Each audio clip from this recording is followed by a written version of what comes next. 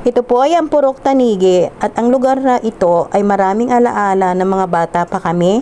Dito po kami naglalaro ng taguan, patentero, Chinese garter, sungkit, yung pong sungkit na tinatago po yung lastiko sa buhangin at kung ano-ano pa. At kapag Sabado at Linggo ay marami po talagang bata na naglalaro dito at isa na po ako sa mga batang yon. At lumipas na nga po ang panahon, ako po ay lola na at first time ko po na nag-attend ng meeting dito at ang pinagmitingan nga po dito ay ang tungkol sa tubig.